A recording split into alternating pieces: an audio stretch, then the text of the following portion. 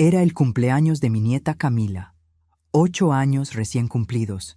Llegué al restaurante con un regalo envuelto en papel de colores brillantes, un regalo que había hecho con mis propias manos durante 2 semanas. Cuando lo abrió frente a toda la familia, su carita se torció en una mueca de desprecio y declaró en voz alta para que todos escucharan: «Esto es de pobre, abuela». Las risas comenzaron, pero eso fue solo el principio. Cuando intenté sentarme a la mesa para celebrar con ellos, mi propia nieta me miró directamente a los ojos y dijo con un desprecio que nunca debería existir en una niña de 8 años: «No te sientes con nosotros. Mi mamá dijo que eres una vieja insoportable». Toda la mesa estalló en carcajadas. Mi hijo Roberto, mi único hijo al que di la vida entera, bajó la cabeza avergonzado, pero se rió junto con todos. Nadie me defendió. Me levanté en silencio, tomé mi bolso y salí de ese lugar sintiendo que mi corazón se hacía pedazos. Pero lo que pasó esa noche, cuando llegó el mensaje de mi hijo, cambiaría todo para siempre. Qué alegría tenerte aquí conmigo. Si estás viendo este video, te pido con mucho cariño que te suscribas al canal. Por favor, necesitamos mucho alcanzar 1000 suscriptores. ¿Puedo contar con su ayuda? Estamos construyendo una comunidad hermosa de mujeres fuertes. Su presencia es muy importante y su apoyo es esencial para nuestro trabajo, para que sigamos contando historias como esta.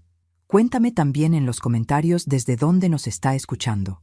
Nos emociona saber hasta dónde llegan nuestras historias. Esa noche del cumpleaños de Camila había sido la gota que derramó el vaso. Pero déjame contarte exactamente qué pasó para que entiendas la magnitud de la humillación. El restaurante era uno de esos lugares caros donde los manteles son de tela fina y los meseros usan guantes blancos. Yo había llegado vestida con mi mejor ropa, que admito no es de las más modernas, pero es digna, limpia, planchada con cuidado. Llevaba en mis manos ese regalo que había cosido con tanto amor. Una muñeca de trapo con vestido de encaje bordado a mano, exactamente como las que mi abuela hacía para mí cuando era niña. En la mesa ya estaban todos esperando. Roberto, mi hijo de 38 años, gerente de banco, vestido con traje caro. Valeria, mi nuera de 35 años, con su cabello perfectamente peinado y ese aire de superioridad que siempre la acompaña. Camila, la cumpleañera, con un vestido que probablemente costó más que mi renta de 3 meses. Y los padres de Valeria, don Fernando y doña Patricia, dueños de una concesionaria de autos, sentados como reyes, observando todo con esas miradas que siempre me hacían sentir pequeña. Me acerqué a la mesa con una sonrisa que me costaba trabajo mantener después de tantos desaires. «Feliz cumpleaños, mi amor», le dije a Camila, entregándole el regalo envuelto con cuidado. Ella lo tomó sin siquiera mirarme, sin un gracias, sin una sonrisa. Lo desenvolvió frente a todos con movimientos bruscos, rompiendo el papel que yo había elegido con tanto cuidado. Cuando vio la muñeca de trapo, su cara cambió completamente. «Esto es de pobre, abuela», dijo en voz tan alta que estoy segura que las mesas de al lado escucharon. El silencio que siguió fue brutal. Yo esperé, con el corazón latiendo fuerte en mis oídos. Esperé que alguien la corrigiera. Que Valeria le dijera que eso no se dice, que los regalos se reciben con gratitud sin importar su precio. Que Roberto le enseñara modales a su hija. Pero lo que pasó fue peor. Valeria soltó una risita nerviosa. Esa risa falsa que hace cuando algo le divierte, pero no quiere admitirlo abiertamente. «Ay, los niños y su sinceridad», dijo con ese tono condescendiente que también conocía. Y entonces comenzaron las risas. Primero don Fernando, con esa risa fuerte y desagradable. Luego doña Patricia, tapándose la boca con la mano, pero con los hombros temblando de risa. Y Roberto, Dios mío, Roberto agachó la cabeza como si quisiera esconderse, pero también se rió. Esa risa nerviosa de quien sabe que algo está mal, pero no tiene el valor de defenderte. Tragué saliva, intentando no llorar ahí mismo. «Bueno, voy a sentarme», dije con voz que apenas me salía. Di unos pasos hacia la silla vacía que estaba junto a Roberto. Pero antes de que pudiera llegar, La voz de Camila cortó el aire como un cuchillo afilado. «No te sientes con nosotros», declaró mirándome fijamente con esos ojos que me recordaron tanto a los de Valeria. «Mi mamá dijo que eres una vieja insoportable y que mejor no vinieras». El tiempo se detuvo. Sentí como si alguien me hubiera golpeado en el estómago con toda su fuerza. Las palabras de mi nieta resonaban en mis oídos una y otra vez. «Vieja insoportable», mi mamá dijo. Y lo peor de todo fue lo que vino después. Las risas explotaron otra vez, esta vez más fuertes, más crueles. Don Fernando casi se atragantó con su bebida. «Niños», dijo entre carcajadas, «dicen cada cosa, no tienen filtro». Doña Patricia agregó con esa sonrisa falsa: «Es la edad, Beatriz. No lo toman personal. No lo tome personal». ¿Cómo no tomarlo personal cuando mi propia nieta acababa de repetir las palabras venenosas de su madre? Cuando toda mi familia me estaba tratando como si fuera un chiste. Miré a Roberto esperando, rogando en silencio que esta vez, esta única vez, me defendiera. Que le dijera a su hija que eso estaba mal. Que le dijera a Valeria que controlara su lengua. Pero Roberto solo miraba su plato, con las orejas rojas de vergüenza, pero sin decir absolutamente nada. Valeria sonreía abiertamente ahora, disfrutando cada segundo de mi humillación. Sentí que algo dentro de mí se rompía. No fue mi corazón. Eso sería demasiado dramático. Fue algo más profundo. Fue mi capacidad de seguir aceptando este trato. Fue mi voluntad de seguir siendo el tapete sobre el cual mi familia limpiaba sus zapatos. Me quedé ahí parada durante lo que pareció una eternidad, pero probablemente fueron solo segundos. Todas las miradas del restaurante estaban sobre mí. La vieja que acababa de ser insultada por su propia nieta. La mujer invisible que ni siquiera merecía un lugar en la mesa de su familia. Sin decir una palabra, tomé mi bolso con manos que temblaban, pero que se mantuvieron firmes. Giré sobre mis talones y caminé hacia la salida. Cada paso era una batalla contra las lágrimas que amenazaban con caer. Cada paso era un recordatorio de que mi propia familia me había rechazado públicamente. Cuando pasaba junto a la mesa, alcancé a escuchar perfectamente la voz de Valeria, en un tono lo suficientemente alto para asegurarse de que yo oyera. «Menos mal que se fue». Nos estaba avergonzando con esa ropa vieja. No sé por qué Roberto insiste en invitarla. Más risas. Seguí caminando. Salí del restaurante al aire fresco de la noche y finalmente pude respirar. Llamé un taxi porque no confiaba en que mis piernas pudieran llevarme a la parada del autobús. Durante todo el trayecto a mi casa no pude llorar. Estaba en ese lugar más allá del llanto, donde el dolor es tan profundo que ni siquiera puedes procesarlo. Llegué a mi pequeña casa, esa casa modesta pero limpia donde he vivido los últimos 30 años. Entré, cerré la puerta detrás de mí y me quedé parada en la oscuridad de mi sala. Miré la muñeca de trapo que había vuelto a meter en mi bolso, esa muñeca en la que había invertido 2 semanas de trabajo, cada puntada hecha con amor, y mi nieta la había llamado cosa de pobre. Me senté en mi sillón favorito, ese que compré hace 20 años y que tiene el cojín hundido justo donde me gusta sentarme. Me quedé ahí en la oscuridad, mirando las sombras en la pared, sintiendo cómo toda una vida de sacrificio y amor se desmoronaba a mi alrededor. Eran casi las 11 de la noche cuando mi teléfono sonó con la notificación de un mensaje. Lo saqué del bolso con manos que todavía temblaban. Era Roberto. Abrí el mensaje y lo que leí me quitó el aliento que me quedaba. «Mamá, no olvides pagar la cuenta mañana. Quedó en 8,500 pesos». Leí el mensaje una vez, 2 veces, 3 veces, como si leyéndolo más veces pudiera cambiar lo que decía. No había disculpa, no había un «siento lo que pasó en el restaurante». No había un «Camila se portó mal y vamos a hablar con ella». Solo una orden fría, un recordatorio de mi función en su vida: pagar, siempre pagar. Esperé unos minutos pensando que tal vez vendría otro mensaje, una explicación, algo que indicara que mi hijo tenía aunque sea un poco de conciencia. Pero el siguiente mensaje fue peor. «Y necesito 15,000 pesos antes del viernes para la colegiatura de Camila. Transfiere a mi cuenta, por favor». 23,500 pesos en total. casi la mitad de mi pensión mensual, y lo pedía como si nada hubiera pasado, como si no me acabaran de humillar públicamente, como si yo fuera simplemente una máquina dispensadora de dinero sin sentimientos, sin dignidad, sin derecho a respeto. Algo dentro de mí, algo que había estado contenido durante años, finalmente explotó. Con dedos que temblaban, pero que se movían con determinación absoluta, escribí mi respuesta. 3 palabras que cambiarían todo. Arréglate tú. Envié el mensaje, y el teléfono inmediatamente comenzó a vibrar. Roberto llamando. No contesté. Llegó otro mensaje casi instantáneamente. ¿Qué? Siempre pagas. No puedes dejarme así, mamá. Otro mensaje. Contesta el teléfono. Esto es serio. Otro más. No puedo creer que me hagas esto justo ahora. Escribí una última respuesta. Nunca más. Y apagué el teléfono completamente. Me quedé sentada en el silencio absoluto de mi casa. Y entonces, finalmente, las lágrimas comenzaron a caer. Pero no eran solo lágrimas de tristeza. Eran lágrimas de rabia contenida durante años. Lágrimas de frustración por haber permitido que esto llegara tan lejos. Lágrimas de liberación porque finalmente había dicho que no. ¿Qué había hecho? ¿Acababa de destruir mi relación con mi único hijo? ¿Me quedaría completamente sola?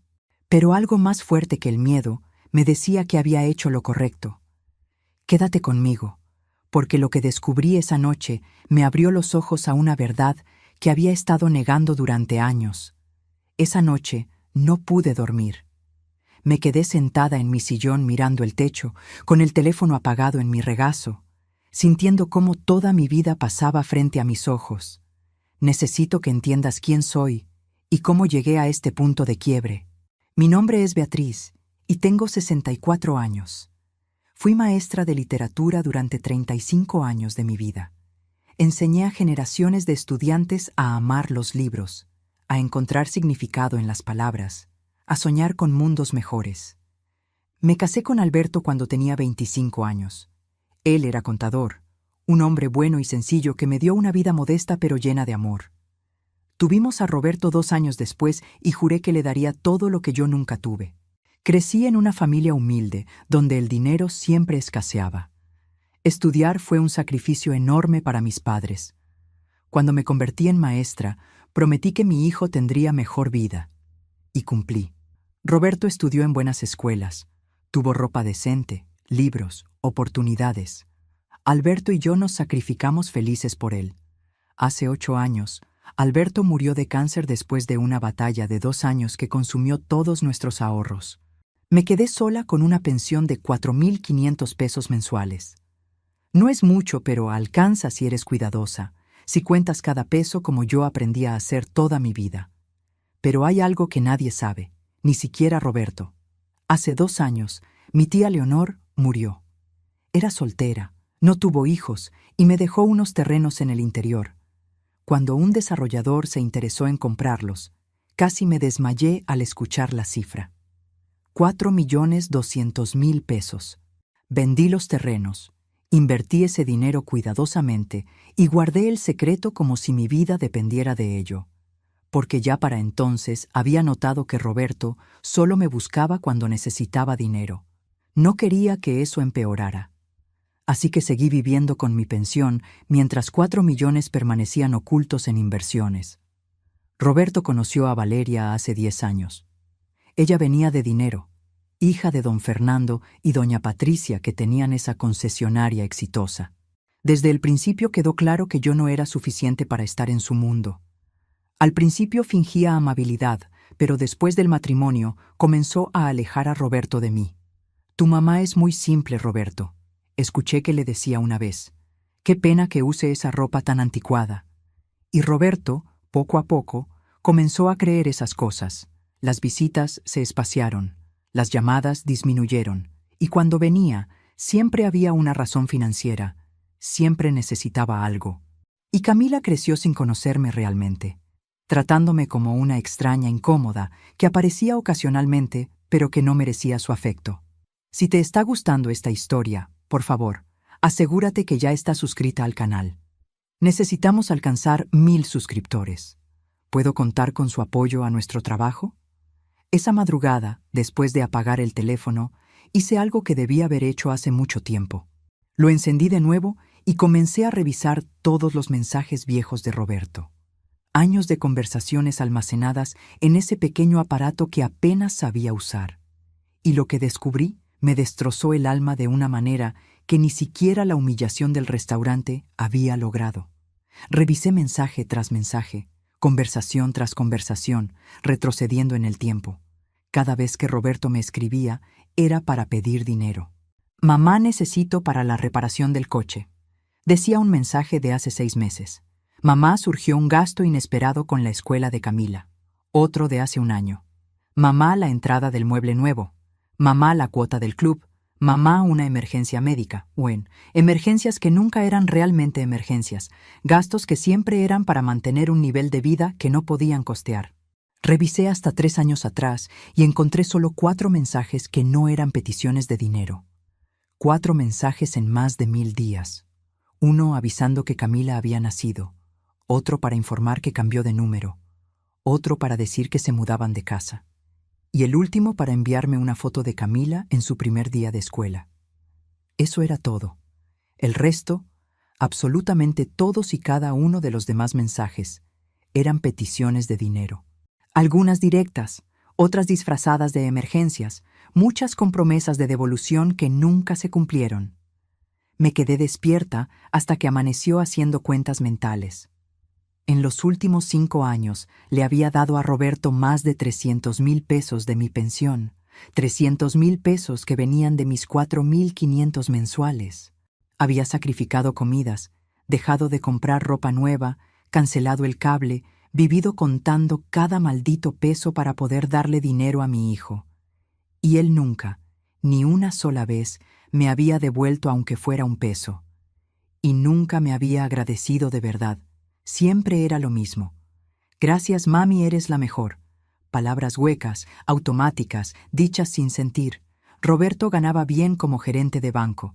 Valeria venía de familia rica, aunque sus padres habían dejado de darle mesada porque gastaba sin control.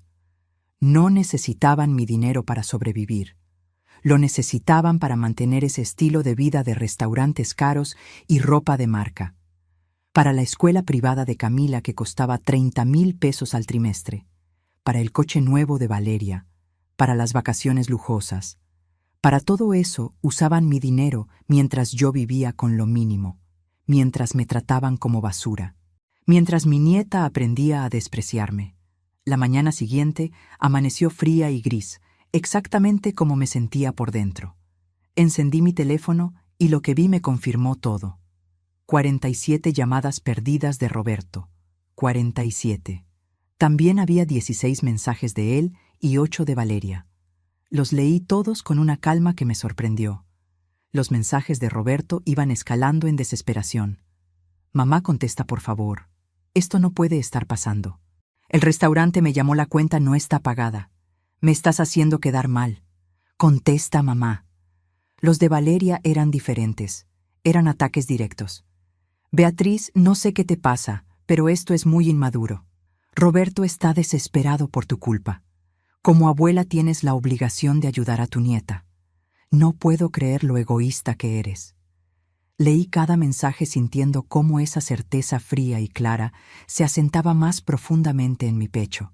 Esto se había terminado. A las 10 de la mañana comenzaron los golpes en mi puerta. Miré por la ventana y vi el coche de Roberto estacionado afuera. Él estaba ahí golpeando con urgencia, casi con violencia. No abrí la puerta. Me quedé del otro lado escuchando. «Mamá, sé que estás ahí», gritaba Roberto. «Abre la puerta. Tenemos que hablar, por favor». Su voz sonaba desesperada, frenética, pero yo me mantuve firme. «Mamá, el restaurante me está amenazando. Me van a reportar. Necesito ese dinero. Por favor». Me acerqué a la puerta, pero no la abrí. Hablé desde adentro con voz que sonaba más firme de lo que me sentía. «No tengo nada más para ustedes, Roberto». «¿Qué significa eso?» «Siempre has tenido, siempre me has ayudado, mamá». «Ya no, pero soy tu hijo. Tengo problemas serios, tengo deudas de 280,000 pesos en tarjetas de crédito. Valeria gasta sin control y sus padres le cortaron su mesada. Voy a perder el coche, mamá. Tal vez hasta la casa. Necesito tu ayuda. 280,000 pesos en deudas. Mientras yo le había estado dando dinero de mi pensión, él había estado acumulando deudas masivas, gastando en cosas que no podía pagar. Y ahora quería que yo lo rescatara otra vez. Abrí la puerta finalmente porque necesitaba verlo a la cara cuando le dijera esto. Roberto estaba descompuesto, ojeras profundas, despeinado, con la misma ropa del día anterior.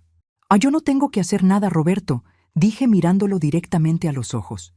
Pero eres mi madre, y tú eres mi hijo, el hijo que se rió ayer cuando su hija me humilló, el hijo que nunca me defiende, el hijo que solo me busca cuando necesita dinero. Roberto abrió la boca para protestar, pero las palabras no salieron. Porque era verdad y ambos lo sabíamos. En ese momento apareció Valeria caminando desde el coche, arrastrando a Camila de la mano. La niña había sido claramente preparada para esta escena.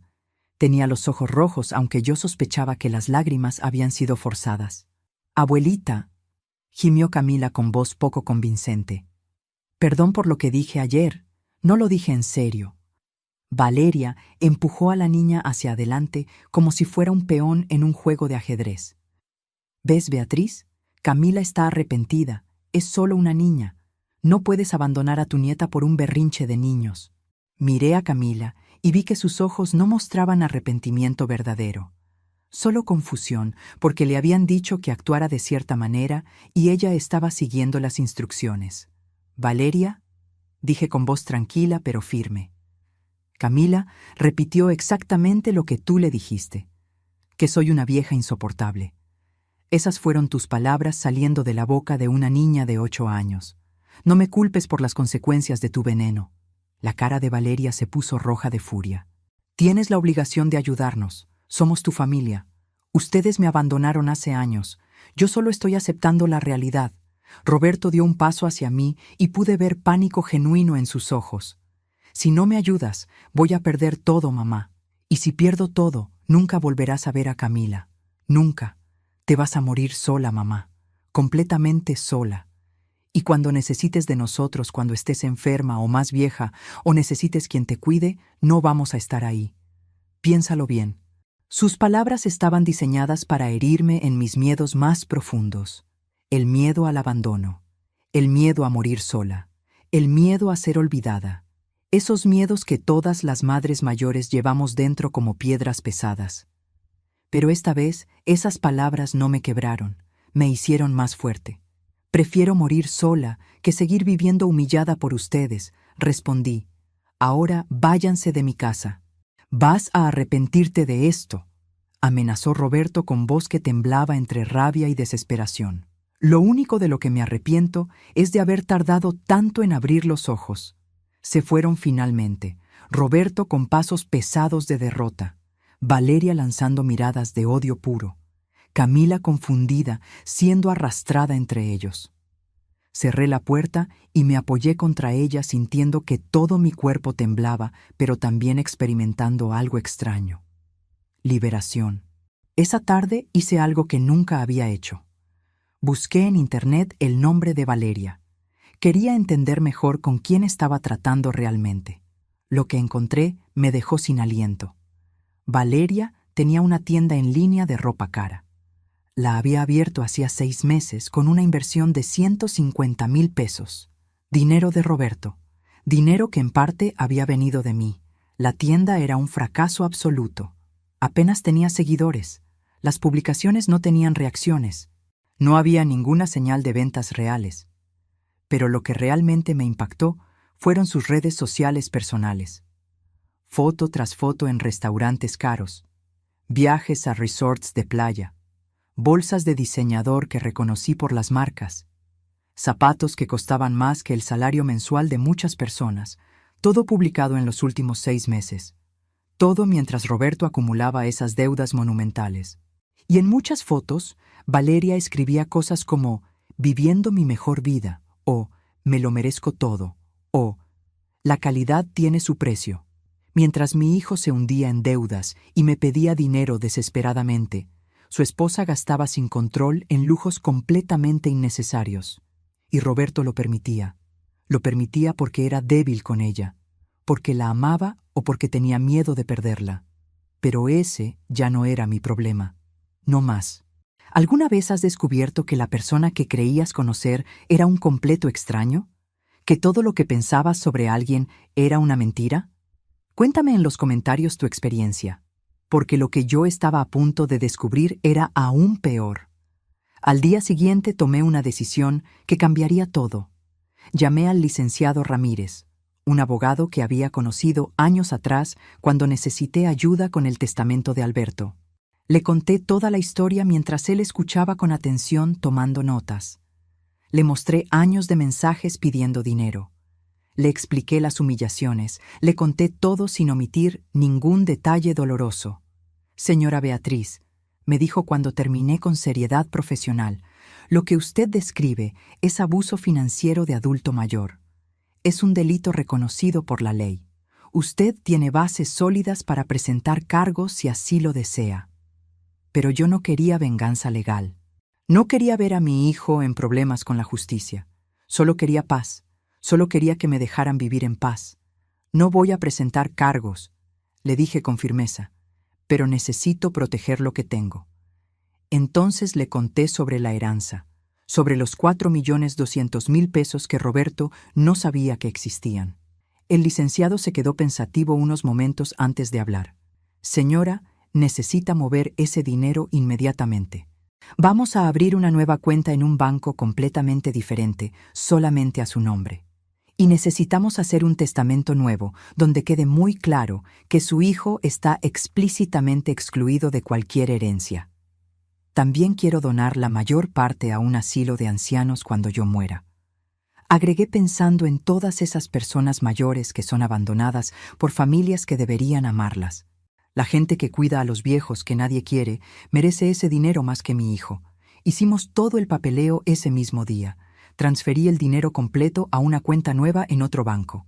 Firmé un testamento donde Roberto quedaba explícitamente excluido y donde la Fundación Corazón de Plata para Adultos Mayores recibiría 3 millones de pesos. El millón restante lo dejé para gastos funerarios y algunos pequeños legados para amigas que habían sido más familia que mi propia sangre. Todo quedó registrado legalmente, firmado, sellado, definitivo. Mientras tanto, la situación de Roberto empeoraba día tras día. Me enteré por mi vecina, doña Carmen, que trabaja limpiando en su banco que lo habían despedido.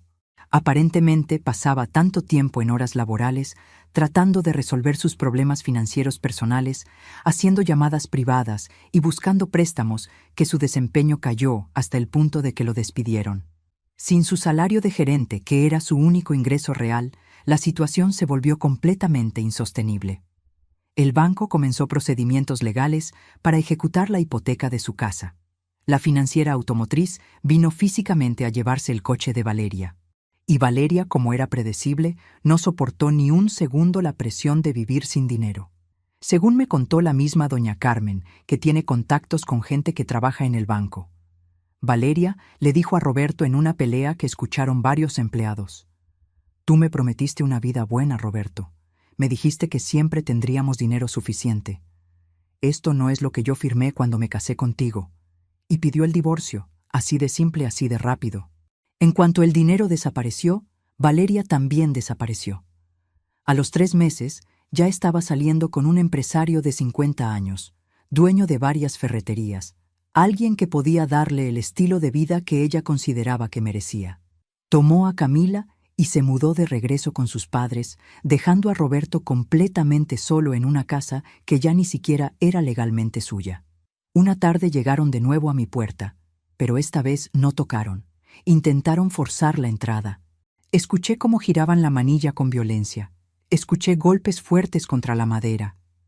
Gracias a Dios, yo había sido precavida. 2 días después del primer enfrentamiento, había llamado a un cerrajero y cambiado todas las cerraduras de mi casa. Ahora Roberto no tenía ninguna forma de entrar. «¡Mamá, abre esta puerta!», gritaba Roberto con voz que ya no sonaba desesperada, sino furiosa. «Abre ahora. Esta casa es mía también», rugía golpeando la puerta. «Crecí aquí. Tengo derecho. Me quedé del otro lado de la puerta con el teléfono en la mano lista para llamar a la policía si era necesario. Esta casa está escriturada únicamente a mi nombre, Roberto. Respondí con voz que no temblaba. Salgan ahora o llamo a la policía. Yo. Vieja egoísta. Esa era la voz de Valeria llena de veneno. Tienes dinero escondido, lo sé. Sé que lo tienes. Deja de fingir que eres pobre. Me quedé congelada. ¿Cómo sabía ella? ¿Cómo podía saberlo? No sé de qué hablas, mentí.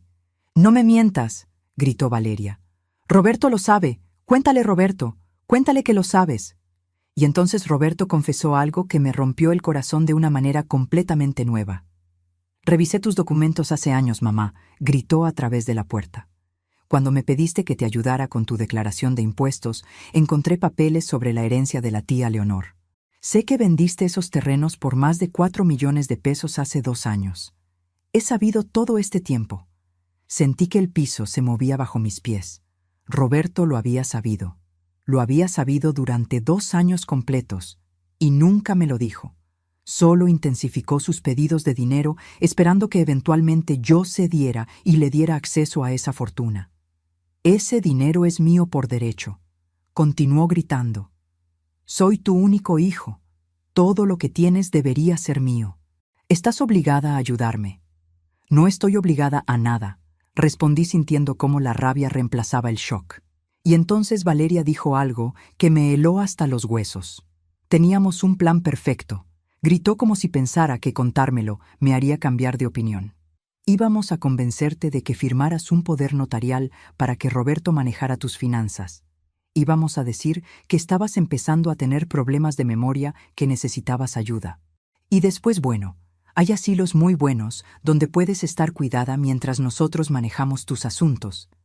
La realidad de lo que estaba diciendo llegó a mí como un balde de agua helada. Habían planeado encerrarme, declararme incompetente, robarme mi libertad y mi dinero. Era por tu propio bien, Beatriz, agregó Valeria con un descaro que me dejó sin palabras. Eres vieja, no sabes manejar tanto dinero. Nosotros lo habríamos usado mejor. Para Camila, para su educación, para su futuro. Salgan de mi propiedad ahora, dije con voz de acero. O llamo a la policía y los hago arrestar por intento de allanamiento. Se fueron finalmente entre amenazas y maldiciones, pero yo me quedé temblando durante horas, no de miedo sino de rabia absoluta. Mi propio hijo había planeado encerrarme en un asilo, robarme, declararme senil. Todo por dinero que ni siquiera necesitaba para sobrevivir, solo para mantener un estilo de vida que no podía costear. Esa noche no dormí nada. Me quedé sentada en mi sala con todas las luces encendidas, procesando esta nueva traición. Y cuando amaneció supe exactamente qué tenía que hacer. Lo que pasó después los destruyó completamente. Y aunque parte de mí sufría por lo que le pasaría a mi hijo, otra parte más fuerte sabía que esto era necesario. Necesario para mi supervivencia y tal vez incluso necesario para que Roberto finalmente aprendiera. A la mañana siguiente, después de esa revelación horrible, fui directamente al banco donde tenía mi cuenta nueva. El gerente, un hombre amable llamado señor Domínguez, me recibió personalmente cuando le expliqué que necesitaba asegurarme de que nadie, absolutamente nadie, pudiera acceder a mi cuenta. Señora Beatriz, me dijo con comprensión después de escuchar mi historia resumida, voy a poner todas las medidas de seguridad posibles. Nadie podrá hacer ningún movimiento sin su presencia física aquí y su identificación oficial, ni siquiera con poder notarial. Esta cuenta es completamente inviolable. Me sentí más segura sabiendo que mi dinero estaba protegido. Luego fui directamente con el licenciado Ramírez de nuevo. Necesito asegurarme de que ese testamento es completamente legal e inapelable, le dije. Que Roberto no pueda impugnarlo de ninguna manera después de que yo muera. Tom. El licenciado revisó todos los documentos con cuidado. Está todo en orden, señora. Su hijo está explícitamente excluido.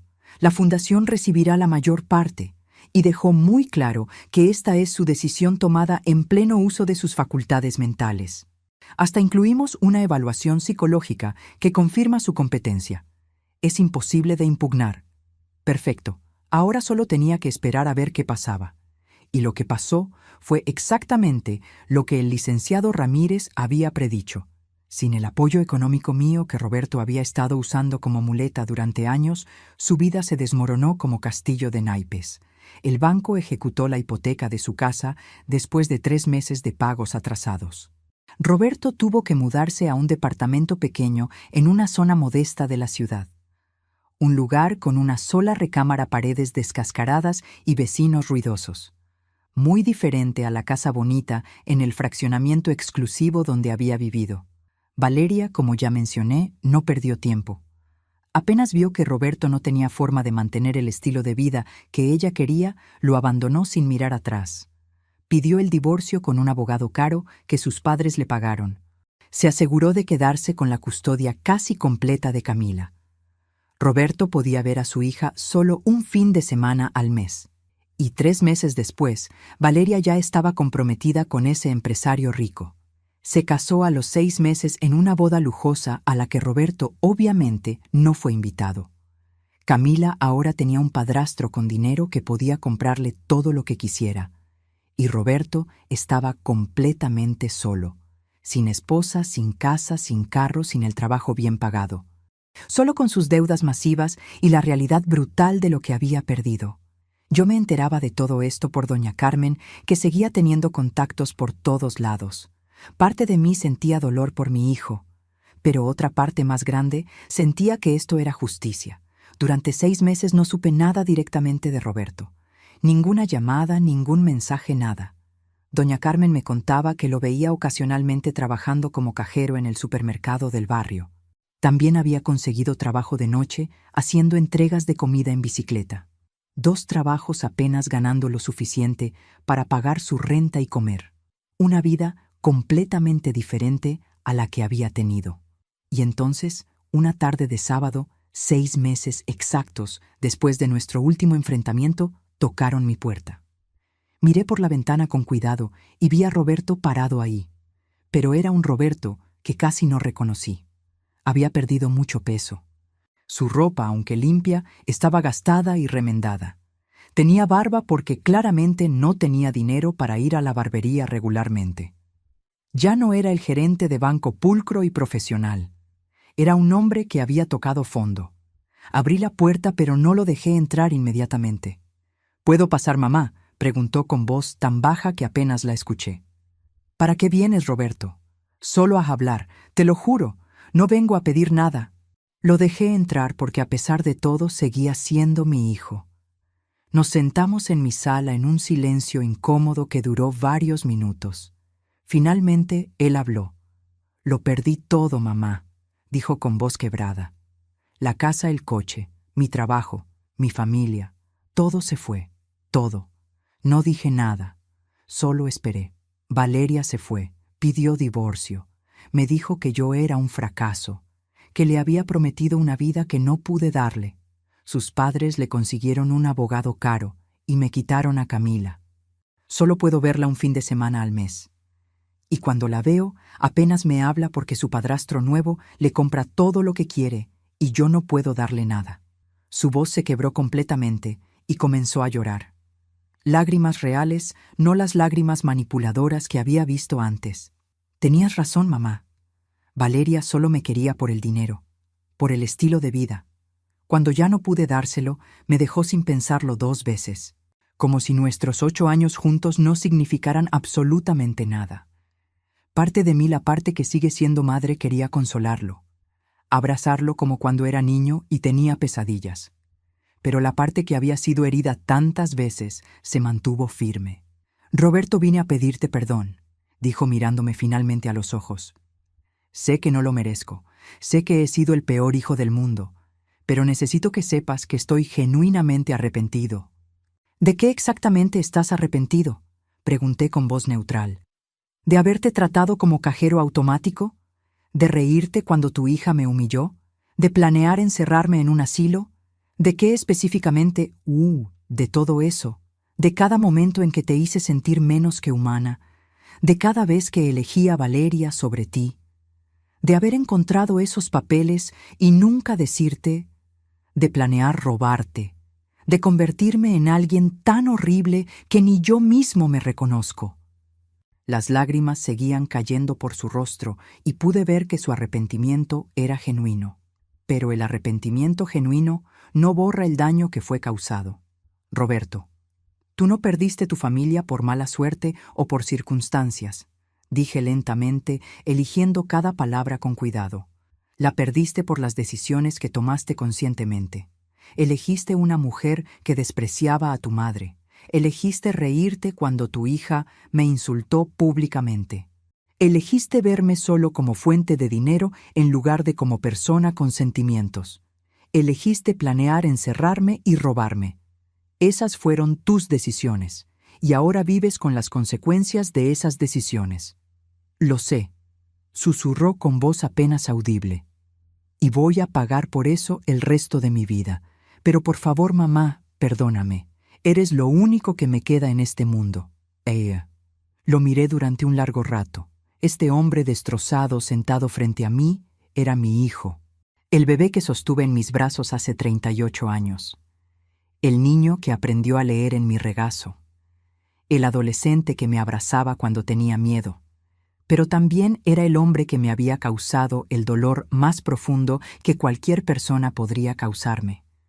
Roberto, no puedo perdonarte todavía, dije finalmente. El perdón no es algo que se entrega solo porque alguien lo pide. El perdón se gana con el tiempo y con acciones, no con palabras. Y tú tienes mucho que demostrar antes de que yo pueda siquiera considerar perdonarte completamente. Se puso de pie lentamente como un hombre mucho mayor de lo que realmente era. Entiendo. ¿Qué tengo que hacer para ganarlo? Reconstruye tu vida sin mi dinero, Roberto. Consigue trabajo honesto, aunque no sea glamoroso. Aprende a vivir con menos. Aprende a ser humilde. Aprende a valorar a las personas por quienes son, no por lo que pueden darte. Conviértete en el hombre que siempre debiste haber sido. Y cuando hayas hecho todo eso, cuando seas alguien que yo pueda respetar de nuevo, entonces tal vez podamos hablar de perdón. Asintió con más lágrimas cayendo. Lo voy a hacer, mamá. Lo prometo. Tus promesas ya no significan nada para mí, Roberto. Dije con dureza necesaria. Solo tus acciones van a significar algo de ahora en adelante. Se fue ese día caminando porque ni siquiera tenía dinero para el autobús. Y yo me quedé en mi casa sintiéndome extrañamente vacía, pero también por primera vez en muchísimos años sintiendo paz conmigo misma. ¿Has tenido que tomar la decisión más difícil de tu vida? ¿Elegir entre tu felicidad y la de alguien que amas? A veces amar significa soltar. A veces amar significa decir no. Pero lo que vino después fue algo que nunca esperé. Pasó un año completo. Un año de silencio, de trabajo interior, de aprender a vivir sola, pero no sentirme sola. Usé parte de mi herencia para hacer cosas que siempre había querido, pero nunca me había permitido. Me inscribí en un taller de pintura que siempre me había llamado la atención. Contraté internet más rápido y aprendí a usar mejor la computadora. Arreglé mi casa pintando las paredes de colores alegres que Alberto siempre había dicho que eran demasiado atrevidos. Compré muebles nuevos y finalmente hice algo que había soñado toda mi vida, pero nunca creí posible. Compré un paquete de viaje a Europa, 2 semanas visitando España, Francia e Italia. Fue la experiencia más increíble de mis 65 años. Caminé por las calles antiguas de Madrid. Visité museos en París que solo había visto en libros. Comí pasta auténtica en Roma. Tomé 1000 fotografías. Me sentí viva de una manera que no había sentido en décadas. Cuando regresé y mostré las fotos a mis amigas, todas quedaron maravilladas. «Beatriz, te ves radiante», me decía doña Carmen con admiración genuina. «Nunca te había visto tan feliz». Y tenía razón. Estaba feliz de verdad. Había necesitado librarme del peso de las expectativas y la manipulación de mi hijo para descubrir que mi vida podía ser hermosa por sí misma. Durante ese año, doña Carmen ocasionalmente me daba noticias de Roberto, aunque yo no las pedía. Me contaba que seguía trabajando honestamente en sus 2 empleos, que había pagado completamente sus deudas después de un año de sacrificio extremo, que vivía muy modestamente, pero con dignidad, que cuando tenía a Camila ese fin de semana al mes, le enseñaba a cocinar, a valorar las cosas simples. Y entonces, un sábado por la tarde, exactamente 1 año y 2 semanas después de su última visita, Roberto apareció de nuevo en mi puerta. Esta vez venía limpio, afeitado. Su ropa era simple pero estaba bien cuidada. Y traía un ramo de flores modestas en la mano. «Mamá», dijo cuando abrí la puerta, «¿puedo hablar contigo unos minutos? No voy a quedarme mucho tiempo, lo prometo». Lo dejé entrar. Se sentó en el borde del sillón claramente nervioso, sosteniendo las flores torpemente. «Estas son para ti», dijo extendiéndomelas. «Las compré con mi propio dinero, del salario que gano en el supermercado». Tomé las flores sin decir nada todavía. «No vine a pedir nada, mamá», continuó rápidamente. «Solo quería que supieras que sigo trabajando. Trabajo en el supermercado de día de 7 de la mañana a 3 de la tarde. Y hago entregas de comida de noche de 6 a 11. No es mucho dinero, pero alcanza para pagar mi renta y mi comida. Aprendí a cocinar. Aprendí a arreglar mis propias cosas cuando se rompen en lugar de pagar a alguien. Aprendí a vivir con lo básico». Hizo una pausa antes de continuar. «Y con Camila, cuando está conmigo los fines de semana, cocinamos juntos. Le enseño que las cosas materiales no son lo que realmente importa. Le enseño sobre respeto, sobre gratitud, sobre trabajar duro. Está empezando a entender, aunque todavía es difícil porque Valeria y su esposo nuevo la consienten demasiado». «¿Cómo está Camila?», pregunté a pesar de mí misma, confundida. Valeria se casó con Ernesto hace 6 meses. Él es buena persona, me parece, pero le compra todo a Camila, todo lo que ella pide. Entonces, cuando viene conmigo, se frustra porque yo no puedo darle esas cosas, pero poco a poco está cambiando. El mes pasado me dijo que le gusta más cocinar conmigo que ir a restaurantes caros. Dijo que es más divertido. Es un comienzo pequeño, pero es algo. Sacó un sobre de su mochila vieja. «Camila escribió esto para ti», dijo entregándomelo. «Dijo que quería que lo leyeras». Abrí el sobre con manos que temblaban ligeramente. Adentro había una carta escrita con letra infantil que había mejorado desde la última vez que vi a mi nieta. «Querida abuelita Beatriz, mi papá me contó todo lo que pasó. Me dijo que yo fui muy mala contigo en mi cumpleaños. Me dijo que lo que te dije estuvo horrible. Yo no entendía entonces, pero ahora sí entiendo. Mi mamá me decía cosas feas sobre ti y yo las repetía sin pensar. Pero mi papá me explicó que tú eres buena y que siempre me quisiste mucho. Perdón por tirar tu muñeca a la basura. Mi papá dice que la hiciste con tus manos y con amor, y que eso vale más que cualquier juguete caro. Ojalá todavía la tengas, porque ahora me gustaría quedarme con ella. Te quiere mucho, Camila». Las lágrimas cayeron sobre el papel manchando un poco la tinta. «Todavía tengo la muñeca», logré decir. «La guardé en mi armario». «¿Camila podría venir a visitarte algún día?», preguntó Roberto con esperanza cautelosa. «Cuando tú quieras, cuando te sientas lista, sin presión». «Tal vez», respondí. «Pero no todavía, Roberto. Necesito más tiempo». «Lo entiendo completamente. Solo quería que supieras que estoy tratando de verdad. Estoy tratando de ser el hombre que siempre debí haber sido. El hijo que merecías desde el principio». Se levantó para irse, pero antes de llegar a la puerta, lo detuve. «Roberto, espera». Se giró. «Hay algo que nunca te conté», dije tomando una decisión en ese momento. «Ese plan que tenías con Valeria de encerrarme y tomar mi dinero». «Mamá, comenzó, pero lo interrumpí. «Transferí todo ese dinero a otra cuenta en otro banco. Hice un testamento nuevo donde tú estás explícitamente excluido. Cuando yo muera, la mayor parte va a una fundación que ayuda a ancianos abandonados. Tú no vas a recibir nada». Se quedó pálido procesando esto. «Está bien, mamá», dijo finalmente. «Lo merezco. Después de lo que hice, después de lo que planeé, lo merezco completamente. Solo quería que lo supieras», dije, «para que no tengas ninguna esperanza o expectativa». «No tengo ninguna esperanza de dinero, mamá. Mi única esperanza es que algún día tal vez me perdones, aunque sea un poquito. Eso sería más valioso que cualquier cantidad de dinero». Después de que se fue, me senté con la carta de Camila y la muñeca que saqué de mi armario. la muñeca que mi nieta había despreciado. Y lloré. Lloré por todo lo perdido, pero también por la pequeña posibilidad de algo recuperado.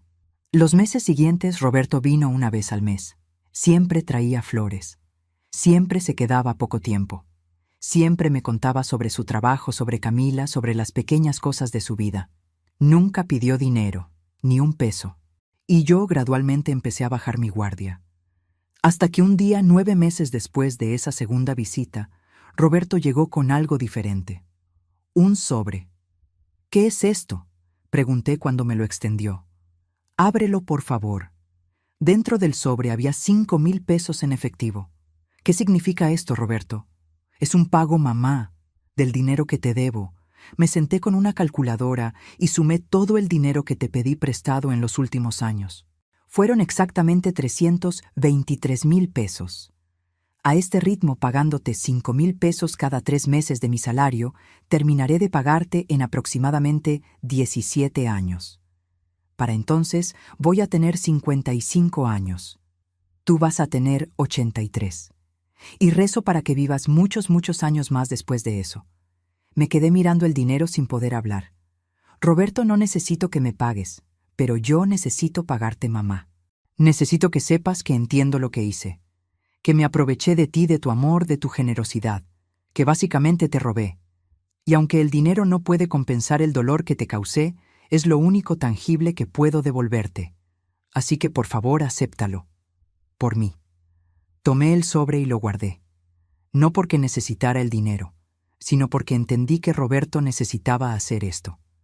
Necesitaba esta forma de redención, esta forma de demostrar que había cambiado. 2 años completos después de aquella noche horrible en el restaurante, Roberto vino con Camila. Ella tenía 11 años ahora, más alta, más madura, pero todavía tenía esa timidez en sus ojos cuando me miró. «Hola, abuela Beatriz», dijo con voz suave. «Hola, Camila». «¿Todavía tienes la muñeca?», preguntó. Fui a mi habitación y saqué la muñeca que había estado esperando todo este tiempo. Camila la tomó con cuidado, como si fuera el objeto más precioso del mundo. «Es hermosa, abuela», dijo. «Perdón por haber dicho que era fea. Perdón por haber sido tan mala contigo». «Ven acá, mi amor», le dije abriendo mis brazos. Ella corrió hacia mí y nos abrazamos. Y en ese abrazo sentí que algo dentro de mí sanaba. No completamente. Tal vez nunca completamente, pero un poco. Camila empezó a visitarme regularmente después de eso. Le enseñé a coser como mi abuela me había enseñado a mí. Juntas hicimos otra muñeca. Pequeña, imperfecta, pero hecha con amor. «Esta es para mi cuarto en la casa de papá», dijo Camila orgullosa. «Para recordar que las cosas hechas con amor son más importantes que las cosas caras». Roberto miraba desde la puerta con lágrimas en los ojos. Su hija finalmente estaba aprendiendo las lecciones que él debió haberle enseñado desde el principio. Hoy tengo 66 años. Estoy sentada en mi jardín pequeño donde planté flores nuevas y vegetales. Roberto está cortando el pasto porque quiere ayudarme, no porque yo se lo pedí o le pagué. Camila está adentro haciendo su tarea de la escuela en mi mesa de cocina. Y yo pienso en todo lo que pasó, en cómo casi pierdo mi vida tratando de complacer a personas que no me valoraban, en cómo tuve que elegir entre mi dignidad y mi familia, en cómo esa decisión, aunque fue la más dolorosa, también fue la que me salvó. A veces miro el álbum de fotos viejas. Hay una foto que me gusta especialmente. Roberto tenía 5 años y estaba en mis brazos. Ambos sonreíamos a la cámara con felicidad pura y simple. Una época cuando el amor entre nosotros no estaba complicado por dinero o expectativas o personas tóxicas. Una lágrima cae sobre el plástico protector. «No te perdí, mi hijo», susurro a la fotografía. «Tú te perdiste a ti mismo durante un tiempo, pero tal vez, solo tal vez te estás encontrando de nuevo.